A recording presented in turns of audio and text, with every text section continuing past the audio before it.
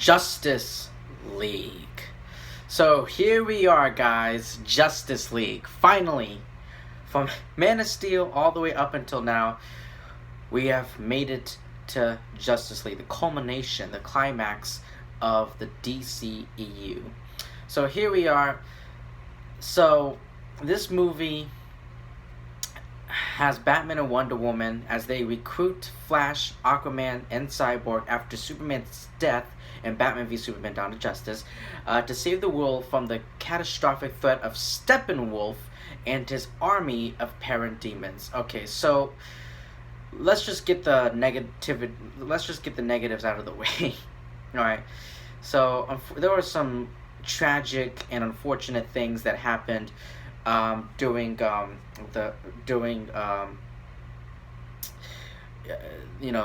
during the development and the production of this film. It took, as it was taking place, Zack Snyder, he had to step down from the film following the tragic death of his daughter, for personal reasons, and then Joss Whedon, and then Warner Brothers got Joss Whedon, the director of, if you want to find any directors, why not find the director who made the first two Avengers movies? So they brought in Joss Whedon. He was hired to oversee the remainder of the post-production, including writing and directing additional scenes, as well as reshooting a large portion of the film, which changed many aspects of it. But Zack Snyder, he ultimately retained sole credit as director. And it is with a production budget of $300 million, Justice League is one of the most expensive films ever made. But unfortunately, the film became a box office bomb, and Warner Brothers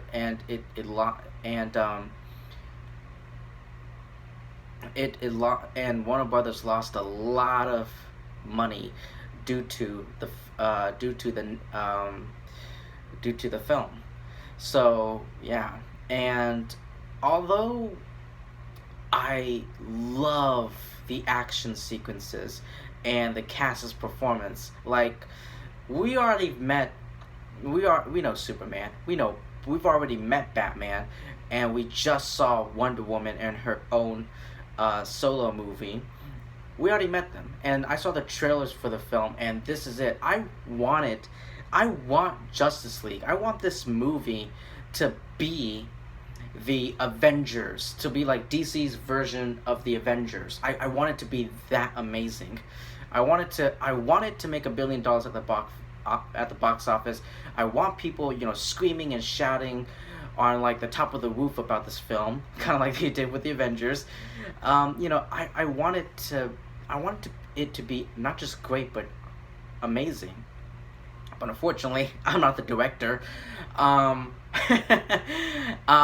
just some idiot reviewing movies here on this YouTube channel because I got nothing better to do. Even though, but this is our first time meeting Aquaman, played by Jason Momoa. And Jason Momoa, I love Jason Momoa, and I love Jason Momoa. He's such a badass. And also Ezra Miller's Flash. It's very unique that they did his, when he uses his power, his electricity, his lightning is blue. I mean, if you know anything about the Flash, it's yellow, but they changed it. I don't really give a shit about the color of the of his powers. I just wanted to let you know about that change. But anyway, I thought Flash, Ezra Miller's Flash, he had some very funny moments in the film, and I loved his character. I thought Jason Momoa's, like I said, Aquaman is such a badass. Unfortunately, Cyborg is such an asshole. There's nothing about Cyborg. I didn't really connect to there's nothing about Victor Stone's Cyborg, and this is Wade Fisher's. He's a newcomer. Wade Fisher's a newcomer, and this is his first film. his first major film, and I just didn't really like the character of Cyborg that much. Mostly because they, and compare, in Zack Snyder's Justice League, in the Snyder cut, they uh, they brought in, a lot of the scenes that were deleted, that Zack Snyder directed, that they deleted. One of them was, some of them was Victor's, Cyborg's origin, him playing football, his relationship with his father and especially his mother. They were all cut out. And in this, but we're not here to talk about Snyder Cut. We're just here to talk about this theatrical cut of Justice League. And in here, there's nothing about him that I really latched onto. Everyone else I thought was amazing. And also, fucking J.K. Simmons as Commissioner Gordon. That's just amazing right there. But yeah, I felt like the main problems. Here are the main problems of the movie. It's the plot. It's the writing. It's the pacing. Because it's the pacing. Especially like I heard like this movie was like over 2 hours long, but they cut it down to 2 hours. That really hurt the film. I don't know why they thought. I don't know why they did that. I don't know the decision behind that, but I thought it was a very stupid decision. But it's a very stupid decision to cut that out. And the CGI villain, is such horrible. Steppenwolf is a shitty villain, and the humor in this, and like pretty much everyone except pretty much everyone except for the Flash. I just felt like the humor did not work, and I love Joss Whedon. But his direction for the film was just like he added more humor. He added more humor to the film, and that really hurt the film because this isn't the Avengers, all right? This isn't the Avengers. In the MCU, there's the classic MCU, humor that, if this was an Avenger movie, if this was a Marvel, MCU film, I could see, the humor would work, but this is just totally different. Like hearing Batman make a joke, like Batman, like out of, like Batman he doesn't crack jokes. He's not Spider-Man. He's not Spider-Man. And like him making a joke, like when they resurrected Superman, and then Superman threw Batman, and threw Batman against that car. It's just, and then he's like, oh, I think something broke. I think, oh yeah, that's my leg, or something like that. I'm like, really?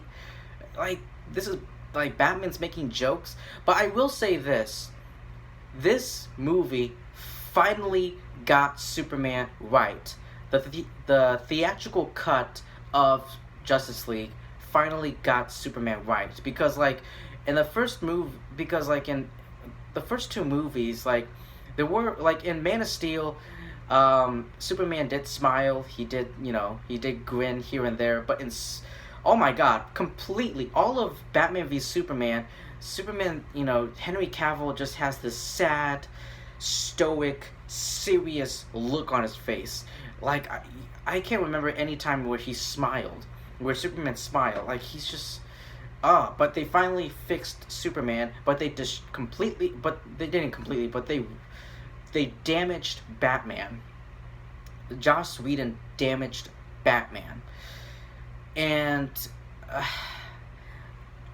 the tone was just, oh my god. I appreciate,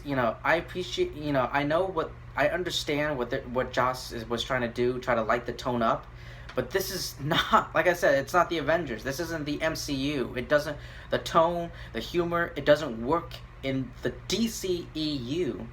And it's just unnatural. It's just so unnatural. The tone and the humor is just, basically, Joss Whedon's direction is just so unnatural, and it completely ruined the film for me. And also, like, I remember in Age of Ultron, which is directed by Joss Whedon, Bruce Banner, a man fell on top of a woman, Black Widow, like on her chest, like on her breasts, on Black Widow's breasts. And here, the Flash accidentally fell on top of the Flash, who is a man, fell on top of on Wonder Woman, a woman, like on her chest, like the comparison, the reflection, the mirror, the parallels between the two is just uncanny. Oh God, like I said, nothing about this movie is just filled. Wonder Woman giving like an exposition.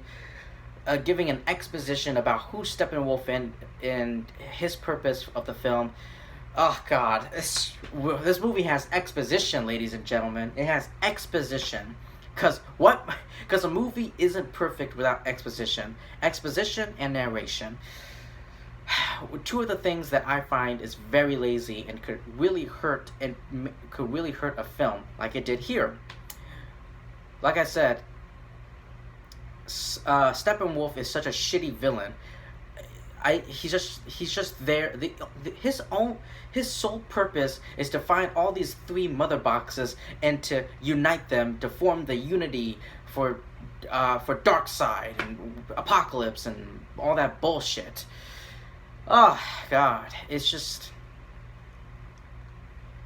horrible. There's no development for the character.